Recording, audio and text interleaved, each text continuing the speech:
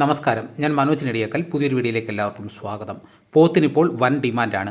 Rubber കർഷകർ പലരും rubber തോട്ടങ്ങളിൽ പോത്തിനെ വളർത്തുന്നുണ്ട്. അവർക്ക് എന്തുകൊണ്ടും വളരെയേറെ നേട്ടം തന്നെയാണ്. വരവ് കുറഞ്ഞു, പോത്തിറച്ചി കിട്ടാക്കനി. സംസ്ഥാനത്ത് പോത്തിറച്ചി ക്ഷാമം രൂക്ഷമാകുന്നു. കശാപ്പിനുള്ള ഉരുക്കളെ ആവശ്യത്തിന് ലഭിക്കാത്തതാണ് പ്രതിസന്ധി സൃഷ്ടിക്കുന്നത്. ആന്ധ്രാപ്രദേശ്, തമിഴ്നാട് സംസ്ഥാനങ്ങളിൽ നിന്നാണ് കശാപ്പിനുള്ള പോത്തുകളെ കേരളത്തിലേക്ക് എത്തിക്കുന്നത്. പോത്തിറച്ചി വിദേശത്തേക്ക് കയറ്റുമതി ചെയ്യുന്ന ആന്ധ്രാപ്രദേശിലെ സ്വകാര്യ കമ്പനികൾ കൂടിയ വിലയ്ക്ക് ഉരുക്കളെ വാങ്ങാൻ തുടങ്ങിയതാണ് മലയാളികൾക്ക് വിനയായത്. ഇതേ തുടർന്ന് ആന്ധ്രാപ്രദേശിൽ നിന്ന് ഇവിടേക്ക് ഉരുക്കളെ കൊണ്ടുവരുന്നത് ഗണ്യമായി കുറയുകയാണ്.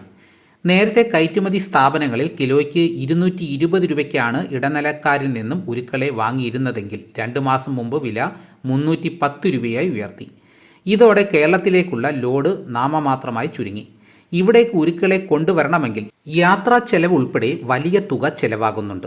കൊണ്ടുവരുന്ന ഉരുക്കൾ യാത്രാമധ്യേ ചത്തുപോകുന്ന സംഭവങ്ങളും ഉണ്ടാകുന്നുണ്ട്. അങ്ങനെ വന്നാൽ ഇവർക്ക് നഷ്ടം വീണ്ടും വർദ്ധിക്കും.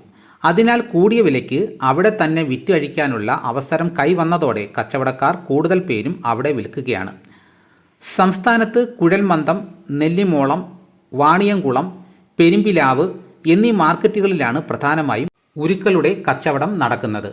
നിലവിലെ സ്ഥിതിയിൽ വില വർദ്ധിപ്പിച്ച് നൽകിയാൽ പോലും ആവശ്യത്തിന് ഉരുക്കളെ ലഭിക്കാത്ത സാഹചര്യമാണെന്ന് കോൾഡ് സ്റ്റോറേജ് ഉടമകൾ പറഞ്ഞു. ഉരുക്കൾക്ക് വില വർദ്ധിച്ചതിനാൽ നിലവിലെ വിലയ്ക്ക് മാംസം വിറ്റഴിച്ചാൽ ബിസിനസ് മുന്നോട്ട് കൊണ്ടുപോകാനാവാത്ത സാഹചര്യമാണെന്നും വ്യാപാരികളും പറയുന്നു. പോത്തിറച്ചിക്ക് ക്ഷാമം നേരിട്ട് തുടങ്ങിയതോടെ സംസ്ഥാനത്ത് ഇറച്ചിക്കോഴിയുടെ വിലയും ഉയരുകയാണ്. ഇന്നലെ തൊടുപുഴയിൽ ഇറച്ചിക്കോഴിക്ക് കിലോയ്ക്ക് 170 രൂപയായിരുന്നു വില. സമീപ ദിവസം വരെ 140 രൂപ മുതൽ 145 തോതിലായിരുന്ന വിലയാണ് പെട്ടെന്ന് കുതിച്ചുയർന്നത്. കടുത്ത വേനൽ ചൂടിൽ നിരവധി ഫാമുകളിൽ കോഴികൾ കൂട്ടത്തോടെ ചത്തുപോയിരുന്നു. ഉപഭോഗത്തിലുണ്ടായ വർധനവ് അനുസരിച്ച് വിപണിയിൽ ഇറച്ചിക്കോഴി ലഭിക്കാത്ത സാഹചര്യവും വില ഉയരാൻ കാരണമായിട്ടുണ്ട്. സംസ്ഥാനത്ത് ആഴ്ചയിൽ 1.5 ലക്ഷം കിലോ കോഴിയിറച്ചിയെങ്കിലും വേണ്ടിവരുമെന്നാണ് കണക്ക്.